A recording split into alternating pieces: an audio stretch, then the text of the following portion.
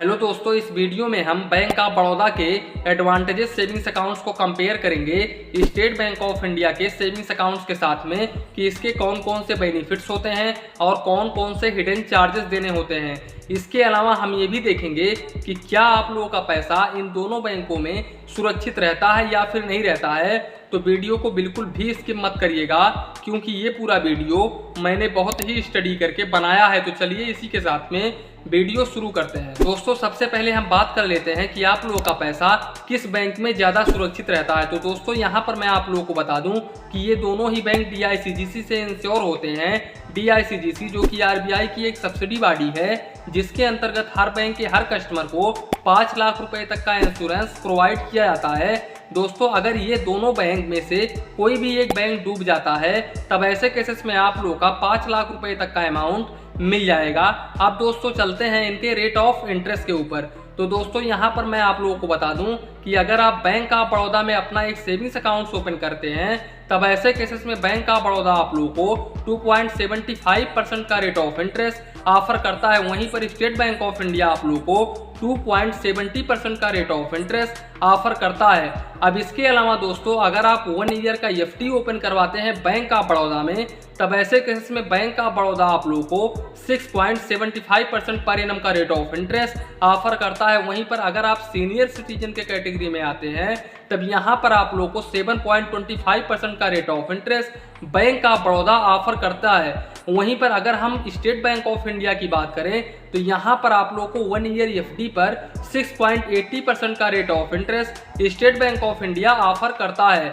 और अगर आप सीनियर सिटीजन के कैटेगरी में आते हैं, तब ऐसे केसेस में आप लोगों को 7.30% का rate of interest state bank of India offer करता है। अब दोस्तों चलते हैं इनके एवरेज मंथली बैलेंस के ऊपर, जिसे हम मिनिमम बैलेंस भी बोलते हैं। तो दोस्तों, अगर आप बैंक ऑफ बड़ौदा में अपना एक सेविंग्स अकाउंट ओपन करवाते हो, तो यहाँ पर आप लोगों को रूरल में 500 रुपये मेंटेन करना होता है, सेमी अर्बन में 1000 रुपीज मेंटेन करना होता है। वहीं पर अर्बन और मेट्रो सिटीज की बात करें, तो यहाँ पर आप लोगों को 2000 रुपीज मेंटेन करना होता है। जबकि स्टेट बैंक ऑफ इंडिया में आप लोगों को एक भी रुपीज मेंटेन नहीं करना होता है। यहाँ पर एवरेज मंथली बैलेंस नील है दोस्तों। अब इसके अलावा दोस्तों, अगर हम चेकबुक को डिस्कस करें, तो यहाँ पर अगर आप बैंक ऑफ बड़ौदा में अपना सेविंग्स अकाउंट ओपन करवाते हो, तो यहाँ पर 30 पेज का चेकबुक यानी कि 23 पेज का चेकबुक पर फाइनेंशियल ईयर बिल्कुल फ्री में प्रोवाइड किया जाता है। वहीं पर स्टेट बैंक ऑफ इंडिया में आप लोगों को 10 पेज का चेकबुक पर फाइनेंशियल ईयर बिल्कुल फ्री में प्रोवाइड किया जाता है। और दोस्तों, अगर आप बैंक ऑफ बड़ौदा में एक्स्ट्रा चेकबुक लेते हो,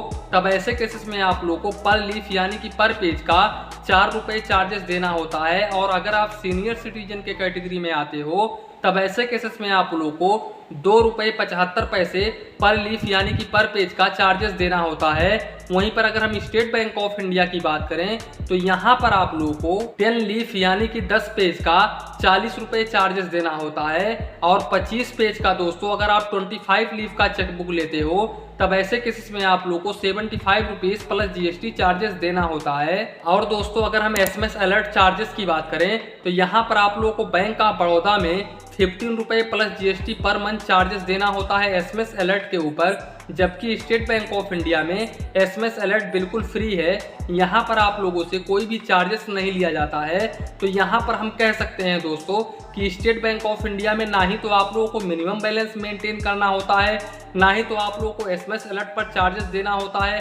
हाँ, ये मैं मानता हूँ कि चेकबुक ओनली 10 पेज का प्रोवाइड करता है, लेकिन चेकबुक ज़्यादातर करके आम इंसान यूज़ बहुत कम ही करते हैं दोस्तों।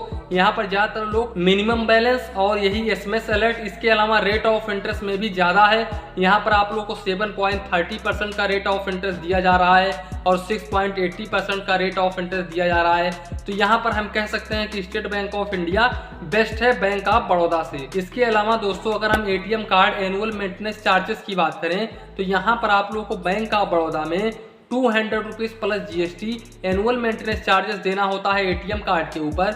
जबकि स्टेट बैंक ऑफ इंडिया में आप लोगों को 125 रुपीज प्लस GST चार्जेस देना होता है। और अगर हम ट्रांजेक्शन लिमिट को डिस्कस करें तो यहाँ पर मैं आप लोगों को बता दूं कि बैंक ऑफ बड़ौदा का जो डेबिट कार्ड होता है इससे आप 25,000 रुपये पर डे निकाल सकते हैं और 50,000 रुपये तक आप ऑनलाइन ट्रांजेक्शन यानी कि POS ट्रांजेक्शन कर सकते हैं। इसके अलावा अगर हम स्टेट बैंक ऑफ इंडिया की बात करें तो स्टेट बैंक ऑफ इंडिया के ATM कार्ड से आप 40,000 रुपये पर डे निकाल सकते हैं और 75,000 रुपीज़ तक आप ऑनलाइन ट्रांजेक्शन यानी कि POS ट्रांजेक्शन कर सकते हैं। और अगर हम काउंट ऑफ ट्रांजेक्शन की बात करें तो यहाँ पर मैं आप लोगों को बता दूं कि ये दोनों ही बैंकों के ओन ATM से आप 5 बार पैसे मंथली निकाल सकते हैं और मेट्रो सिटी से 3 बार पैसे निकाल सकते हैं और अदर बैंक से आप 5 बार पैसे निकाल सकते हैं। अगर आप इनका ATM कार्ड ले जा करके किसी दूसरे बैंक के ATM से पैसे निकालते हैं तब ऐसे केसेस में आप 5 बार पैसे निकाल सकते हैं मंथली।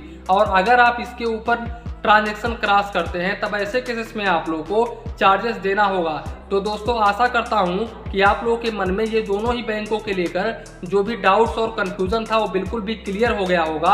अब आप लोगों को ये डिसाइड करना है कि आप लोग किस बैंक में अपना एक सेविंग्स अकाउंट ओपन करवाना पसंद करेंगे। तो दोस्तों इसी के साथ में वीडियो समाप्त करते हैं। वीडियो पसंद आया हो तो प्लीज़ वीडियो को एक लाइक करिए और अपने चैनल फाइनेंस बैंकिंग को सब्सक्राइब करिए।